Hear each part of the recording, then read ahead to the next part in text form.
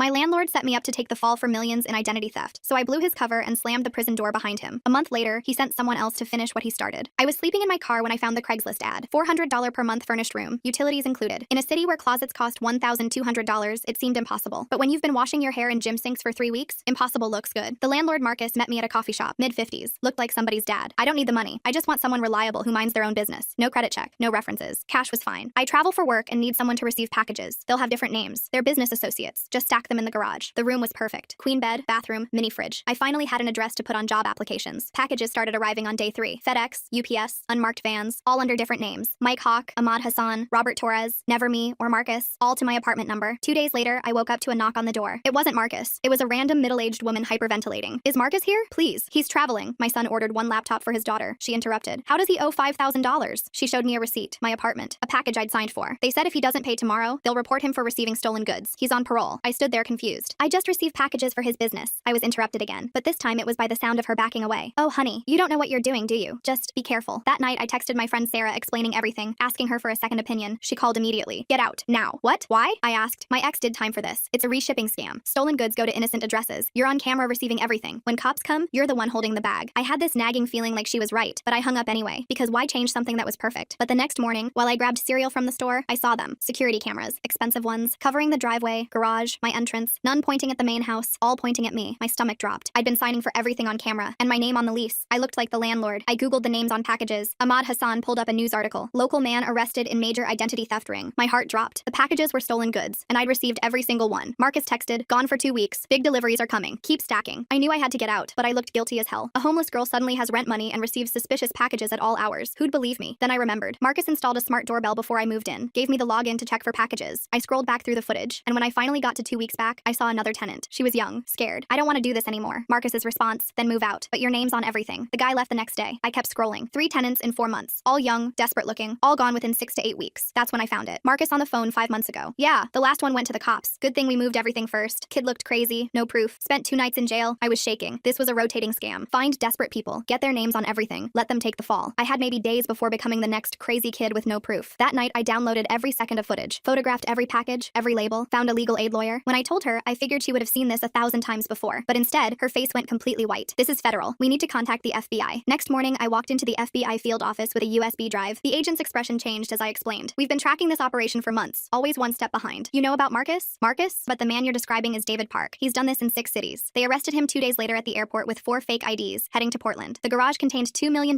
in stolen merchandise. He got 15 years federal time. His bail was set to $600,000, and after his buddy bought his freedom, he was out for blood. And that night, I learned why none of his previous tenants could be found. I couldn't sleep that night. Every car passing by made me jump. Every footstep in the hallway sent my heart racing. Sarah called again around midnight, begging me to come stay with her, but I couldn't leave. Not yet. I needed to document everything before I disappeared. The next morning, I started packing while keeping one eye on the doorbell camera feed. My hands shook as I folded clothes into garbage bags. 3 months of finally having stability, gone. Back to sleeping in my car, back to gym showers, back to nothing. A notification popped up on my phone. Motion detected at front door. My blood ran cold when I saw him on the screen. David Park stood there, hands in his pockets, looking directly at the camera. He knew I was watching. He smiled and waved before walking away. I called the FBI agent immediately. He's not supposed to contact you, she said. Document everything. We're sending someone over. But David was smarter than that. He never came back to the property. Instead, I started noticing things. My car had a flat tire when I went to leave for a job interview. The next day, another flat. The mechanic found nails deliberately placed under each tire. I missed the interview. When I called to reschedule, the manager sounded cold. We received some concerning information about your background, she said. We've decided to go with another candidate. My stomach sank. What information? I'm not at liberty to discuss it. Click. The same thing happened with the next 3 jobs I'd applied to. Anonymous tips about my criminal history. One manager was kind enough to forward me the email. It claimed I was under federal investigation for mail fraud and money laundering. It came from a generic Gmail account, untraceable. Sarah drove me to the bank to withdraw my savings, what little I had. The teller frowned at her screen. I'm sorry, but your account has been flagged for suspicious activity. It's frozen pending investigation. What suspicious activity? I practically shouted. Multiple fraud reports have been filed. You'll need to speak with our fraud department. The fraud department said it would take 30 days to investigate. 30 days without access to my money. I had $47 in my wallet and a car with 4 flat tires. Sarah didn't hesitate. You're moving in with me today. I spent the next week at her apartment, jumping at every sound. The FBI said they were investigating but couldn't prove David was behind the harassment. He's being very careful, the agent explained. Nothing directly traceable to him. Then packages started arriving at Sarah's building. Not to her apartment, but to the lobby, addressed to names like Michelle Rodriguez and Jennifer Chen. The building manager was confused. These people don't live here, he told Sarah. We both knew what was happening. David was trying to set us up, make it look like we were running the same scam. Sarah grabbed the packages and marched straight to the FBI office. He's trying to frame us, she said, dumping them on the agent's desk. The agent sighed. We know, but knowing and proving are different things. That night, I couldn't stop thinking about the doorbell footage. David had been doing this for years, in multiple cities. He had to have help. Someone texted tech-savvy enough to create fake identities, reroute packages, send untraceable emails. I scrolled through the old footage again, looking for patterns. That's when I noticed him. A younger man, maybe early 30s, who appeared in several clips. He always came with David but stayed in the car. In one clip from 5 months ago, David called out to him, "Ryan, grab the scanner from the trunk." Ryan, I had a name. I spent hours searching social media, cross-referencing with the dates and times from the footage. Finally found him. Ryan Park, David's younger brother, worked at a tech company downtown as an IT specialist. Sarah thought I was crazy. You can't just confront him. I have to do something. The FBI isn't moving fast enough. I waited outside Ryan's office building the next day. When he emerged for lunch, I followed him to a food truck. My hands trembled as I approached. "Ryan Park?" He turned, confused. Then recognition dawned and his face went white. You're the girl from the apartment. We need to talk." He tried to walk away, but I followed. "Your brother is destroying my life. I lost my job. My money's frozen. I don't know what you're talking about," but his hands were shaking. "I have footage of you at the house. The FBI has it too." He stopped walking, turned to face me. Up close, I could see the fear in his eyes. "You don't understand," he whispered. "I can't. He's my brother. He's a criminal, and he's making you one too." Ryan's shoulders sagged. "I never wanted this. He said it would be easy money, just technical stuff. Set up some accounts, reroute some packages. I didn't know about the people, the tenants. Not at first. But you know now." He nodded miserably. "I tried to get out. He won't let me. Says we're in too deep. Help me stop him. You don't know him like I do. He's different since prison. Meaner. He blames everyone else for getting caught." Ryan looked around nervously. "I shouldn't be talking to you. He's going to frame me and my friend for his crimes. Please." Ryan was quiet for a long moment. Then, "There's a storage unit. He keeps records there. Everything from the past 5 years. Insurance, he calls it. In case any of the previous tenants try to come forward." "Where?" He gave me the address, unit number. "But you didn't hear it from me. And be careful. If he finds out." "Does he visit it often?" "Once a month. Usually on the 15th. Today was the 12th. That night, Sarah and I drove to the storage facility. My hands shook as I entered the code Ryan had given me. The lock clicked open. Inside, boxes upon boxes of documents. Fake IDs, shipping manifests, tenant agreements, 7 folders, each with a different name. Each a person like me who'd been desperate enough to take the deal. One folder was thicker than the others. Maria Santos. I opened it and my blood ran cold. Newspaper clippings about a car accident. Local woman dies in single car crash. The date was 2 weeks after her tenancy ended. Sarah grabbed my arm. "We need to call the FBI. Now." But I kept reading. Police reports suggesting brake failure. Insurance documents. And at the bottom, a handwritten note. "Problem resolved. D. He culled her." I whispered. She was going to testify and he culled her. We photographed everything. Every document, every file. Then I found something that made my heart stop. A folder labeled Martin Webb. Inside, a death certificate from 5 years ago. But the photo was David Park. He faked his own death, Sarah breathed. "That's why the FBI couldn't track him. He's been using his brother's identity." We heard footsteps outside. My heart hammered as a shadow passed by the unit. We held our breath until the footsteps faded. "We need to go," Sarah whispered. We carefully replaced everything and slipped out. In the car, I called the FBI agent. "I have evidence. David Park is actually Martin Webb. He faked his death to escape federal charges. And I think he murdered Maria Santos." "Where did you get this information?" I hesitated. "Anonymous tip." The agent sighed. "We need legally obtained evidence. You can't just, then get a warrant. Storage unit 247 at Secure Store on Madison. Hurry. He visits on the 15th. I hung up and texted Ryan, "Thank you. Get somewhere safe." His response came quickly. He knows something's up. Asking questions about who I've talked to. I'm scared. I showed Sarah the text. "We need to protect him. He's the only witness who can testify about the operation. The FBI will protect him if he cooperates," Sarah said. But I wasn't sure they'd move fast enough. David had already proven he'd called to protect himself, and now his own brother was a liability. The next morning, Ryan called me. His voice was panicked. "He wants me to meet him tonight. Says he has a new tenant lined up. I think he knows. Don't go. If I don't, he'll know for sure. Maybe I can record him. Get him to admit everything. It's too dangerous. I'm tired of being scared. Tired of being part of this. If I can get evidence, will you make sure the FBI gets it?" I agreed reluctantly. Ryan said he'd wear a wire, record everything. The meeting was set for 8 p.m. at a warehouse David used for storing packages. Sarah and I parked across the street from the warehouse that night. I'd called the FBI, told them about the meeting, but wasn't sure they'd come. We watched Ryan's car pull up. He sat there for a full minute before getting out. David was already inside. Through a window, we could see them talking. Ryan's body language was tense, but he was playing along. Then David pulled out a folder, showed Ryan something. Ryan shook his head, backed away. The conversation got heated. David grabbed Ryan's shirt. That's when we heard the sirens. David's head snapped toward the window. He shoved Ryan hard. Ryan fell backward, hit his head on a concrete barrier. David ran for the exit. I jumped out of the car, ran toward the warehouse. "Call 911, I shouted to Sarah. "Ryan's hurt." David burst through the door just as the FBI vehicle screeched into the parking lot. He saw me, his face twisting with rage. For a moment, I thought he'd come after me. Then he turned and ran. I rushed to Ryan. He was conscious but bleeding from a gash on his head. "Did you get it?" he asked weakly. Did I get what? He pulled a small recorder from his pocket. Everything. He admitted everything. The murders, the fake identity, all of it. The FBI agents swarmed the building. One took the recorder while paramedics tended to Ryan. David had vanished, but they found his car abandoned 2 blocks away. "We'll find him," the agent assured me. "With Ryan's recording and the storage unit evidence, he won't get far." But I wasn't feeling safe yet. David knew where Sarah lived. He knew my car, my habits. Until he was caught, we were both in danger. The FBI put us in a hotel for our protection. Ryan was hospitalized overnight but would recover. He'd agreed to testify in exchange for immunity. "I just want this to be over," he told me when I visited. "I want my life back." I understood the feeling. 3 days later, David made his final mistake. He tried to ship a massive order of stolen electronics to my former workplace, hoping to frame me one last time. But I'd warned security, and they were ready. The shipping account led directly back to a new fake identity he'd created. They arrested him at his elderly mother's house, where he'd been hiding in the basement. No bail this time. The judge considered him a flight risk and a danger to witnesses. During the trial, the full scope of his operation came out. 7 victims over 5 years, millions in stolen goods, and Maria Santos murdered for threatening to expose him. David, or Martin Webb as we learned to call him, got 25 years federal time. No possibility of parole. As they led him away, he stared at me with such hatred that I shivered, but he was powerless now. Ryan testified against his brother, detailing the technical aspects of the operation. He helped the FBI locate and contact all the previous victims. Some had been living in fear for years, afraid to come forward. The Victim Restitution Fund gave me enough to truly restart my life. Not a fortune, but enough for a security deposit on a real apartment, a reliable car, and a few months of stability while I found work. Sarah and I remained close. She'd stood by me through the worst of it, and I'd never forget that. Ryan and I stayed in touch too. He'd lost his brother, but gained his freedom from a life of crime he'd never wanted. 6 months later, I was working at a nonprofit that helped homeless youth find housing. My experience made me uniquely qualified to spot predatory situations. I'd turned my nightmare into purpose. Sometimes I still check over my shoulder, still feel my heart race when unexpected packages arrive, but I'm not running anymore. I'm not sleeping in my car or washing my hair in gym sinks. I survived David Park, Martin Webb, whatever his name was. He'd tried to destroy me like he'd destroyed others, but I'd fought back and won. The other day, a young woman came into our office, desperate, living in her car, looking for any opportunity. As I helped her fill out applications for legitimate housing assistance, I thought about how easily I'd fallen for David's trap. Be careful out there, I told her. If something seems too good to be true, she nodded, but I could see the desperation in her eyes, the same desperation that had made me ignore every red flag. All I could do was make sure she had better options than I'd had. Real help, not predators waiting to exploit her vulnerability. Because that's what David had been, a predator who hunted the desperate. And for a while, he'd made me his prey. But I'd survived. And now, finally, I was free. The freedom didn't last long. 2 weeks after the trial ended, I noticed my social media accounts acting strangely. Posts I hadn't made appeared on my timeline. Old photos from my homeless days with captions like "missing this lifestyle," and "sometimes I think about going back." Friends started messaging me, concerned. I deleted everything, changed my passwords, but the damage was done. My supervisor at the nonprofit pulled me aside the next morning. She held printed screenshots of the posts. "We need to talk about your online presence," she said carefully. "Some donors have expressed concerns." I explained about the hacking, but her expression remained troubled. "I believe you, but our board is worried about the organization's reputation. Maybe take some time off while this gets sorted out." Unpaid time off. I couldn't afford that, not when I'd just gotten back on my feet. Walking to my car, I found a manila envelope tucked under the windshield wiper. No return address. Inside, photos of me from my homeless days. Sleeping in my car, washing up at the gym, looking desperate and dirty. A note in block letters. These could be everywhere. My hands shook as I called the FBI agent. She sounded tired. "Without proof it's connected to David's operation, there's not much we can do. He's in federal prison." "Someone's still out there," I insisted. "Someone who has access to his files, his methods. We'll look into it," she promised, but I could hear the doubt in her voice. That afternoon, I went to see Ryan at his new job. He'd found work at a smaller tech firm after testifying. His face paled when I showed him the photos. "These were in the storage unit," he said quietly. "David documented everything about his targets. Said it was for leverage. Who else had access?" Ryan shifted uncomfortably. "There was someone else. David mentioned a partner once. Someone who helped him set up new identities after he faked his death. Never told me who." "Think, Ryan. Any detail could help." He rubbed his temples. "David got a call once. I heard him say something about meeting at the old Riverside warehouse. That's all I know." The Riverside warehouse district was mostly abandoned, the kind of place where illegal activities thrived. I knew I should tell the FBI, but they'd already proven slow to act, and whoever was targeting me was escalating quickly. Sarah refused to let me investigate alone. "We're in this together," she said firmly. We drove through the district that evening, looking for any signs of activity. Most buildings were boarded up, covered in graffiti. Then we spotted it. A newer sedan parked behind a seemingly abandoned structure, fresh tire tracks in the dust. We parked a block away and approached carefully. Through a broken window, we could see light coming from an office area. Voices carried in the quiet evening air. I recorded everything on my phone as we crept closer. A woman's voice, sharp and businesslike. "The girl's proving more resilient than expected. We need to escalate." My blood chilled. They were talking about me. A man responded, "David always said she was the smart one. Should have been handled differently. David's locked up because he got sloppy. I won't make the same mistake." We push her back to the streets, make her desperate again. Desperate people make mistakes. Sarah grabbed my arm, pointing to a stack of boxes visible through another window. Shipping labels, just like the ones from David's operation. They were running the same scam with new victims. We backed away slowly, but Sarah's foot hit a piece of metal. The clang echoed through the empty lot. The voices inside stopped. Footsteps headed toward the door. We ran. Behind us, I heard the door slam open, someone shouting. We reached Sarah's car just as headlights flared to life behind us. Sarah gunned the engine, tires squealing as we fled. The sedan followed, gaining ground. Sarah took a hard right, then another, trying to lose them in the maze of streets. My phone rang. Unknown number. Against my better judgment, I answered. "You should have stayed quiet," the woman's voice said. "Now you're going to learn what happens to people who don't mind their own business." The line went dead. We'd lost the sedan but knew they'd find us again. Sarah drove straight to the police station, but the officers seemed skeptical. "You're saying someone connected to a convicted criminal is stalking you? Based on what evidence?" The recording was too muffled to make out clearly. Without concrete proof, we were on our own. The next morning, my landlord called. "I'm sorry, but I received notice that you've been using the apartment for illegal activities. Package deliveries at all hours, suspicious visitors. I have to give you 30 days notice." "That's not true. I can explain. I've already made my decision. I can't risk my property." I sat on my bed, surrounded by half-packed boxes once again. The cycle was repeating, but this time, I knew what was happening. Someone was systematically destroying my life, using David's playbook. Ryan texted me. "They came to my work asking questions about you. HR wants to talk to me. I think I'm going to lose my job." The guilt hit me hard. Ryan had already sacrificed so much to help me. Now he was being punished again. I met him at a coffee shop that afternoon. He looked exhausted, defeated. "They're saying I'm a security risk because of my connection to David's case. They're putting me on administrative leave. I'm so sorry. This is my fault." "No," he said firmly. "This is David's fault, and whoever's continuing his work." He slid a piece of paper across the table. "I did some digging last night. Found something in David's old files I'd backed up. A name, Victoria Chen. She helped him create the Martin Webb identity. Victoria Chen. Finally, a real lead. She's a document forger. Works out of Chinatown. High-end stuff. New identities, papers, the whole package. If she's the one after you, then she's protecting her business." I finished. "If David's operation gets fully exposed, her clients might get nervous." Ryan nodded. "Be careful. People in her line of work don't just send threatening photos." That night, Sarah helped me research Victoria Chen. Not much online. Professionals in her field stayed hidden. London, but we found a few references in court documents from identity theft cases. Always mentioned, never charged. She was smart. My phone buzzed with an email. My heart sank as I read it. The nonprofit had decided to let me go. Organizational restructuring, they called it. But I knew the truth. Victoria had gotten to them too. Sarah squeezed my hand. We'll figure this out. But I could see the worry in her eyes. Her landlord had already called about concerns regarding her recent activities. Victoria was targeting everyone close to me. The next morning, I woke to find my car wouldn't start. The mechanic found sugar in the gas tank. Gonna need a full flush and possibly a new fuel system, he said, looking at $3,000 minimum. Money I didn't have. Money I couldn't access even if I did. My bank was still investigating the fraud claims against my account. I was at the mechanic shop when Ryan called. Voice panicked. They fired me. Security escorted me out. Said they found evidence I'd been stealing company data. What evidence? Fabricated. Files that appeared on my work computer overnight. I never even saw them before IT found them. Victoria was eliminating witnesses, discrediting anyone who might support my story. I thought about Maria Santos, dead in a convenient car accident. Was that Victoria's work too? Sarah picked me up from the mechanic. I've been thinking, she said. We need to go on the offensive. Find Victoria before she destroys us completely. The FBI won't help without evidence. We need to get it ourselves. It was dangerous, but what choice did we have? We drove to Chinatown that evening, following the few leads we'd found. 3 different people claimed they'd never heard of Victoria Chen. The fourth, an elderly shop owner, went very quiet when we mentioned the name. You girls should go home, he said softly. Some questions are dangerous to ask, but his eyes flicked toward a building across the street. 2nd floor, windows covered with reflective film. We thanked him and left, circling back after dark. The building had a rear entrance, lock already broken. We climbed the stairs, hearts pounding. The hallway was empty, most offices dark, but light seeped under one door. No name on the frosted glass. I pressed my ear against the door. Voices inside, too muffled to understand. Sarah pointed to another door down the hall, slightly ajar, dark inside. We slipped in, finding ourselves in what looked like a storage room connected to the lit office by an internal door. Through the crack, we could see her. Victoria Chen was younger than I'd expected, maybe mid-30s, immaculately dressed. She was on the phone, pacing. No, the timelines moved up. The girl found the warehouse. Yes, I know what David promised you, but David's in prison. Fine, tomorrow night, but this is the last time. She hung up, immediately dialing another number. It's me. We need to accelerate everything. Empty the warehouse tonight and find the girl. She's becoming more than a nuisance. My phone, on silent, lit up with an incoming call. The screen's glow seemed impossibly bright in the dark room. Victoria's head snapped toward the internal door. Hold on, she told whoever was on the line. I think someone's here. Footsteps approached. Sarah and I pressed against the wall, holding our breath. The door opened, light spilling in. Victoria stood silhouetted in the doorway, phone still in hand. I know you're there, she said calmly. You might as well come out. We had 2 choices, run or face her. I stepped into the light. Victoria Chen, her expression didn't change. You're persistent. David warned me about that. David's in prison. For now. She studied me with cold calculation. You cost me a very profitable partnership. Do you have any idea how much money you've lost me? You're destroying innocent people's lives. She laughed, a sound without humor. Innocent? You were all desperate enough to take an obviously illegal deal. You made your choices. Maria Santos didn't choose to die. Something flickered in Victoria's eyes. That was David's decision. Too messy for my taste. I prefer subtler methods. Like destroying my reputation, getting me fired. Effective, isn't it? In a few weeks, you'll be back on the streets. No one will believe anything you say. Just another homeless person with delusions of conspiracy. Sarah stepped out beside me. We have evidence. The FBI knows about you. Victoria smiled. No, they don't. If they did, they'd be here instead of 2 amateur detectives playing hero. She moved to her desk, casual but deliberate. You should leave now, while you still can. I saw her hand moving toward a drawer. Sarah, go. We bolted for the exit. Behind us, Victoria's voice was calm, almost amused. Running won't help. I'll find you. We raced down the stairs, out into the night. My hands shook as I called the FBI agent. This time, I had a name, a location, a confession of sorts. Victoria Chen, document forger. She's working with David's organization. She just threatened us. Where are you now? I gave her our location. She's probably destroying evidence as we speak. We'll send units immediately. Get somewhere safe. Sarah drove us to a 24-hour diner across town. We sat in a back booth, watching the door, jumping every time someone entered. My phone rang. The FBI agent. The office was empty. No Victoria Chen, no evidence. Even the landlord claims that unit's been vacant for months. My heart sank. Victoria was too smart, too prepared. She'd cleared out the moment we left. We'll keep investigating, the agent promised, but without concrete evidence. I hung up, defeated. Victoria had won this round, but she'd also revealed herself, confirmed she was behind everything. That was something. Sarah's phone buzzed. A text from an unknown number. You have 48 hours to leave town, both of you. Or what happened to Maria happens to you. We showed it to the FBI, but the number was untraceable. They offered us protection, but for how long? Victoria had proven she could reach us anywhere. Ryan called the next morning. His voice was different, strained. I need to see you, both of you. It's important. We met at a public park. Lots of people around. Ryan looked terrible, like he hadn't slept. They came to my apartment last night, he said. 2 men. Said they worked for someone who was very disappointed in me. What did they want? They want me to recant my testimony. Say I lied about David, that you manipulated me. They'll restore my reputation, get me a better job than I had before. You didn't agree? He was quiet for a moment. They gave me 24 hours to decide. Made it clear what would happen if I refused. He showed us a photo on his phone, his elderly mother's house. They know where she lives. The threat was clear. Victoria wasn't just targeting us anymore. She was going after our families, anyone we cared about. We have to stop her, I said. How? Ryan asked. She's like smoke. The moment we get close, she vanishes. But I was thinking about what Victoria had said on the phone. Tomorrow night, the warehouse. One last meeting. It was a long shot, but maybe our only chance. I have an idea, I said, but it's dangerous, and we'll need help. Sarah and Ryan listened as I outlined the plan. It was risky, possibly illegal, definitely dangerous, but we were out of options. Victoria had systematically destroyed our lives. Now it was time to fight back. If we do this, Ryan said slowly, there's no going back. There's already no going back, Sarah pointed out. She won't stop until we're gone. We spent the rest of the day preparing. Ryan used his technical skills to set up recording equipment. Sarah gathered supplies. I coordinated with the FBI agent, trying to convince her to have units standing by without revealing our plan. As night fell, we drove toward the warehouse district, the same building Sarah and I had found before. This time, we were better prepared. This time, we weren't just investigating investigating. We were going to war. The warehouse sat in darkness, but fresh tire tracks suggested recent activity. We parked blocks away, approaching on foot. Ryan had given us each a small camera, wirelessly connected to a laptop in Sarah's car. Remember, I whispered, we need evidence. Real, undeniable evidence. We split up. Ryan covered the back entrance. Sarah stayed with the car, ready to call for help. I went in through the same broken window we'd used before. The warehouse was quiet, but not empty. Boxes were stacked everywhere, ready for shipping. In the office area, papers covered a desk. Shipping manifests, fake IDs, lists of names. Victoria's operation was bigger than David's had ever been. I photographed everything, uploading it directly to cloud storage. Even if they caught me, the evidence would survive. Voices outside, car doors slamming. I ducked behind a stack of boxes as the main door opened. Victoria entered, followed by two men. One I recognized from the photos in David's storage unit. Another victim turned accomplice. Is everything ready for transport? Victoria asked. Loaded and ready. Portland facility is expecting us tomorrow. Portland. They were expanding, setting up new operations in other cities. The cycle would continue. New desperate victims. New lives destroyed. And our problem? Victoria continued. Being handled. The brother agreed to cooperate. The other two will be dealt with tonight. My blood ran cold. They were planning to cull us. Tonight. I needed to warn Sarah and Ryan, but any movement might give me away. I stayed frozen as Victoria moved to the desk, gathering papers. Shame about the girl, she said conversationally. David always said she was too smart for her own good. Should have just disappeared like the others. Want us to make it look like an accident? Like the Santos woman? Victoria considered. Number suicides. Two desperate friends, overwhelmed by their circumstances. Tragic, but believable. They continued discussing our murders like a business transaction. I recorded everything, fighting the urge to run. This was the evidence we needed. Then my phone vibrated. I'd forgotten to turn it completely off. The buzz seemed impossibly loud in the quiet warehouse. Victoria's head snapped up. What was that? The men spread out, searching. I pressed deeper into the shadows, but there weren't many places to hide. Footsteps came closer. Any second, they'd find me. A crash from the back of the warehouse. Ryan's distraction. The men rushed toward the sound, leaving Victoria alone. She pulled out her phone, dialing rapidly. We have intruders. Send everyone. Yes, now. This was falling apart. I needed to get out before their reinforcements arrived. But Victoria stood between me and the exit. Another crash, this time from the side entrance. Sarah, creating another distraction. Victoria cursed, moving toward the sound. The path to the door was clear. I ran. Behind me, Victoria shouted. Footsteps pounded after me. I burst through the door into the night, sprinting toward our rendezvous point. Ryan emerged from the shadows, Sarah's car screeching around the corner. We dove in as the first shots rang out. The rear window exploded in a shower of glass. Drive! I screamed. Sarah floored it, tires smoking. More shots, but we were pulling away. In the mirror, I saw Victoria standing in the warehouse doorway, phone pressed to her ear. She wasn't chasing us. She was making calls. Did you get it? Sarah asked, taking another hard turn. I checked my phone. Everything had uploaded. Videos, photos, audio recordings, Victoria discussing murders, planning to frame us, running David's operation on a massive scale. Got it. All of it. Ryan was already sending everything to the FBI, media outlets, even posting on social media. If they're going to cull us, he said grimly, everyone's going to know why. My phone rang. The FBI agent. Where are you? Units are responding to shots fired at Riverside Warehouse. Victoria Chen is there. She's planning to cull us tonight. We have evidence. Sending it now. Get to the federal building. We'll protect you. But even as Sarah drove toward safety, I knew this wasn't over. Victoria had resources, connections. She'd survived this long by being careful, by always having an escape plan. Sure enough, by the time FBI units reached the warehouse, it was empty. Cleaned out like the office in Chinatown. Victoria Chen had vanished once again. But this time, we had evidence. Real, undeniable proof of the conspiracy. The FBI finally had enough to act. They raided addresses connected to the shipping manifests, arrested dozens of accomplices, saved new victims who'd been trapped in the same scam. Victoria remained at large, but her operation was destroyed, her network exposed. She was now the one being hunted. We spent the next week in protective custody, giving statements, identifying accomplices from photos. The full scope of the operation was staggering. 15 cities, hundreds of victims over 7 years, millions in stolen goods. She took over when David went to prison the first time, the agent explained. Refined his methods, made it more sophisticated. We've been chasing shadows for years, but something bothered me. In all the evidence we'd gathered, one thing was missing. Any mention of where Victoria had learned her skills. Document forging at that level wasn't something you picked up overnight. Ryan found the connection. Look at this, he said, showing me an old news article. 10 years ago, a massive identity theft ring was busted in Seattle. The ringleader was never caught, but they had a nickname for them, the Ghost. You think Victoria was the Ghost? The timeline fits. The methods are similar, but evolved. And look at this witness description. Young Asian woman, early 20s, extremely intelligent. If Ryan was right, Victoria had been doing this for over a decade. David wasn't her first partner, just the most recent. How many lives had she destroyed? How many Maria Santos were there that we didn't know about? The FBI agent was interested but cautious. It's a theory. Without Victoria in custody, we can't prove anything, but I couldn't let it go. Victoria was still out there, probably already setting up a new operation. She'd threatened us, tried to cull us. This wouldn't end until she was caught. Sarah found the lead. Remember what Victoria said on the phone? Someone David had promised something to? What if she has other partners, people waiting for her to restart the operation? We gave the FBI everything we had, but I could tell they were focused on prosecuting the accomplices they'd caught. Victoria was a ghost again, and ghosts were hard to catch. 2 weeks passed. Ryan got his job back after the FBI cleared his name. The nonprofit hired me back with apologies. Even my bank unfroze my accounts. Life was returning to normal, but I kept looking over my shoulder, kept expecting Victoria to reappear. She'd promised to cull us, and people like her didn't forget. Then the package arrived. The package sat on my doorstep. No return address, just my name written in neat block letters. My hands trembled as I picked it up. Sarah watched from behind me, ready to call 911 if needed. Inside was a single photograph. Me, taken yesterday at the grocery store. On the back, coordinates and a time, tomorrow, 10 p.m. Come alone or Ryan's mother has an accident. Sarah grabbed the photo. This is insane. We need to call the FBI right now. But I was already pulling up the coordinates on my phone. An abandoned factory on the outskirts of town. Of course, Victoria would choose somewhere isolated. She wants to finish this, I said quietly. Then let the FBI finish it. You can't seriously be thinking about going. I thought about about Ryan's mother, a sweet woman who'd already lost one son to David's crimes. Victoria had proven she'd follow through on threats. Maria Santos was proof of that. Ryan answered on the first ring when I called. My mom's visiting my aunt in Phoenix, he said. Left this morning. Did you tell anyone she was leaving? A pause. Just posted it on Facebook. Why? My stomach sank. Victoria had been watching our social media, tracking our movements. She knew exactly where to find everyone we cared about. Get your mom somewhere safe. Don't post about it. Don't tell anyone where. What's happening? I explained about the package. Ryan went quiet. Then, I'm coming with you. Number she said alone. She's going to call you either way, at least with backup. She'll call your mother. I can't risk that. Sarah snatched the phone. Nobody's going anywhere. We're calling the FBI and letting them handle this. But I knew Victoria better now. She'd have contingencies, escape routes. The moment she spotted law enforcement, she'd vanish again, and Ryan's mother would pay the price. That night, I couldn't sleep. Sarah stayed over, determined to stop me from doing something stupid. But I'd already made up my mind. This had to end. The next evening, I waited until Sarah dozed off on the couch. I slipped out quietly, leaving a note explaining everything. If something happened to me, at least there'd be evidence. The factory loomed dark against the sky. I parked outside the fence, noting 3 other vehicles already there. Victoria hadn't come alone either. I entered through a gap in the fence, following the dim light coming from the main building. My phone was recording, uploading everything to the cloud in real time. Whatever happened, there'd be proof. Victoria stood in the center of the empty factory floor, perfectly composed in her designer suit. 2 men flanked her, the same ones from the warehouse. Punctual, she said. I appreciate that. Let's get this over with. She smiled. So eager to die? Most people try to negotiate. Would it matter? Number. She gestured to one of the men, who pulled out a laptop. But first, you're going to fix the mess you've made. Transfer all the evidence you collected. Delete your copies. Post a confession that you fabricated everything. And then you call me anyway. Oh no. Then you disappear. Like the others. Your friend Sarah will get a sewer slide note. The FBI will close your case. Life goes on. Except for me. Victoria shrugged. You chose this path when you went to the FBI. I offered you 48 hours to leave town. You should have taken it. Movement in my peripheral vision. More men entering through side doors. 5 total now. Even if I'd brought backup, we'd be outnumbered. The FBI knows I'm here. I lied. No, they don't. You came alone, just like I asked. Because you actually care about that pathetic woman in Phoenix. Victoria checked her watch. Who should be receiving visitors right about now? My blood ran cold. I pulled out my phone to call Ryan, warn him, but there was no signal. They were using a jammer. Sit, Victoria commanded, pointing to a chair they'd set up near the laptop. Start typing. I had no choice. I sat down, opened the laptop. But as I did, I noticed something. A small red light on the underside of the desk. A camera. They were recording this too. Why would they need video of me confessing if they plan to call me anyway? Unless. You're not going to call me, I said slowly. You're going to use this recording to blackmail me. Make me work for you. Like the others. Victoria's smile widened. David always said you were too smart. Yes, death is wasteful. You've proven resourceful. With the right motivation, you could be useful. You want me to run your scams. Eventually. First, you'll help us rebuild. Your testimony destroyed years of work. You'll help create new identities, new roots, new victims. I'll never, you will. Because if you don't, the people you care about suffer. Starting with Ryan's mother, then Sarah, then that nice family who runs the nonprofit. Should I continue? This was how she trapped the others. Not through desperation, but through threats. Turn them into accomplices to protect loved ones. The FBI will notice if I disappear. You're taking a vacation. Stress from recent events. You'll even send them emails. Stay in touch. Technology is wonderful that way. One of the men handed her a folder. Inside, documents with my forged signature. Apartment lease termination, job resignation letter, even a therapy referral for PTSD. We've thought of everything, Victoria said. Now start typing. I turned to the laptop, mind racing. There had to be a way out. That's when I noticed the factory windows. Movement outside. Shadows that shouldn't be there. Victoria noticed my glance. Her eyes narrowed. Check the perimeter, she ordered one of the men. He headed for the door. Made it 3 steps before it burst open. FBI, nobody move. Agents flooded in from every entrance. Victoria spun toward me, realization dawning. I dove sideways as she pulled a gun from her jacket. The shot went wide. Agents returned fire. Victoria ducked behind a concrete pillar, her men scattering for cover. Drop your weapons, an agent shouted. One of Victoria's men made a break for the exit. Agents tackled him. Another tried to destroy the laptop. I grabbed it, holding tight as we struggled. Victoria was already moving, heading for a back exit, but Ryan stepped out from behind a stack of crates, blocking her path. He held a tire iron, hands shaking, but determined. Going somewhere? She raised her gun. Ryan swung. The tire iron connected with her wrist, sending the weapon flying. Victoria cried out, clutching her arm. Agents swarmed her. Victoria Chen, you're under arrest for conspiracy, attempted murder, racketeering. She looked at me as they cuffed her, understanding flooding her face. You were never alone. No, I admitted. The FBI's been listening since I left my apartment. Every word transmitted directly to them. Sarah appeared in the doorway, phone in hand. Nice note, by the way. Really had me convinced. She glared at me. Until I checked your laptop and saw the FBI conference call you'd left running. The agent in charge approached me. That was incredibly dangerous. We almost didn't get here in time. But you did. Only because your friend called us the moment you left. She figured out what you were planning. I looked at Sarah, who was trying to maintain her angry expression but failing. You know me too well. Damn right I do. And next time you decide to play hero, maybe include the rest of us in the plan? Ryan joined us, still holding the tire iron. Is my mom really safe? She's fine, the agent assured him. We've had protection on all potential targets since yesterday. They'd been prepared. Of course they had. The FBI might move slowly sometimes, but they weren't stupid. Victoria's men were all in custody. Agents were already processing the scene, collecting evidence. The laptop contained everything. Financial records, victim lists, contact information for her entire network. This is bigger than we thought, the agent told us. She wasn't just continuing David's operation. She was running similar scams in 12 states. We're looking at hundreds of victims. Over the next few hours, we gave our statements. Victoria had confessed to everything on tape, thinking she was recruiting me. Instead, she'd handed us the evidence to destroy her entire organization. Will it stick? I asked the prosecutor who arrived to review the case. With what we have, she'll never see daylight again. Multiple attempted murders, racketeering, identity theft, money laundering, and that's just the federal charges. But something still bothered me. In the factory, Victoria had seemed so confident, so prepared. How had she not suspected a trap? Ryan had the answer. Arrogance. She'd operated for over a decade without getting caught. caught, she thought she was untouchable. Plus, Sarah added, she was desperate. We'd destroyed her operation. She needed to rebuild fast, and that made her sloppy. The next few weeks were a blur of legal proceedings. Victoria tried to make a deal, offering information about other criminal organizations in exchange for reduced sentences. The FBI wasn't interested. During her trial, the full scope of her crimes emerged. The ghost identity was confirmed. She'd been running scams since college. 15 years of destroyed lives. Maria Santos was just one of many suspicious deaths connected to her operations. She got life without parole. As they led her away, she looked at me one last time. No hatred, just cold calculation. Even defeated, she was planning, thinking, scheming, but she was done. Her network dismantled, assets seized, accomplices arrested or fleeing. The victim's restitution fund grew with every recovered dollar. Ryan used his experience to help the FBI understand the technical aspects of the operation. They offered him a consultant position, helping prevent similar scams. He accepted immediately. I want to make up for what I helped create, he told me, even unknowingly. Sarah and I went back to the nonprofit, but with a new mission. We created a program specifically for people vulnerable to housing scams, education, resources, legitimate alternatives to predatory situations. One afternoon, a young man came in, recently aged out of foster care, sleeping in his car, desperate for stability. He showed me a Craigslist ad that looked too good to be true. What do you think? He asked hopefully. I recognized the pattern immediately. Cheap rent, cash only, package receiving duties. Someone was already trying to fill the void Victoria left. Let me show you some real options, I said, pulling up our verified housing list. And let me tell you a story about why you should always trust your instincts. He listened, eyes widening as I explained the scam. By the end, he was shaking his head. I almost fell for it. Almost doesn't count. You asked for help. That's what matters. After he left with legitimate housing applications, Sarah found me staring at the Craigslist ad he'd shown me. You're not thinking of investigating, are you? Already forwarded it to my FBI contact, I assured her. Let them handle it. I'd learned my lesson about playing hero, but I'd also learned that surviving wasn't enough. People like David and Victoria existed because desperate people made easy targets. The only way to stop them was to remove the desperation. 6 months after Victoria's arrest, I received a letter. No return address, but I recognized the handwriting. David Park, writing from federal prison. You think you've won, it read. But there are hundreds like us. Thousands. You saved a few people. We'll find millions more. I showed it to the FBI. They added it to his file. Evidence of continued criminal mindset. It would ensure he never made parole, but his words stuck with me. He was right about one thing. Predators would always exist. As long as there were vulnerable people, someone would exploit them. That's why our work mattered. Every person we helped find legitimate housing was one less potential victim. Every scam we exposed saved dozens from falling into the trap. A year later, I was speaking at a conference about predatory housing practices. In the audience, I spotted a familiar face, the woman who'd knocked on my door that first week, whose son had been scammed. She approached me afterward. My son's doing better, she said. Completed his parole, has a real job now. I wanted to thank you. If you hadn't gone to the FBI, I'm just glad he's okay. He volunteers now, helping other ex-convicts avoid scams. Says he wants to prevent what almost happened to him. Another life salvaged. Another person turning their experience into purpose. Ryan called that night. Just wanted to let you know we shut down another operation today. Seattle. Same model as Victoria's, but smaller. Got them before they could hurt anyone. That's amazing. It's because of what we learned from your case. The patterns, the methods, we know what to look for now. The ripple effects continued. Other cities started similar programs. Laws were strengthened. Awareness grew. It wasn't perfect. People still fell victim to scams, but fewer than before. Sarah and I remained roommates for a while. Neither of us quite ready to live alone after everything. But eventually, we both found our own places. Real apartments with real leases and legitimate landlords. No mysterious package duties, Sarah joked when I signed my lease. Shockingly, no. Just boring normal mail. Normal felt good. Boring felt safe. I still check Craigslist sometimes, flagging suspicious ads. Still jump when unexpected packages arrive. Some scars don't fade, but I'm not running anymore. Not hiding. David was wrong about winning. This wasn't about victory. It was about survival, recovery, and preventing others from suffering the same fate. Every person we helped, every scam we stopped, every predator we exposed, that was the real win. My phone buzzed. Another young person seeking housing help. Another potential victim saved. Another chance to make a difference. I smiled and got back to work.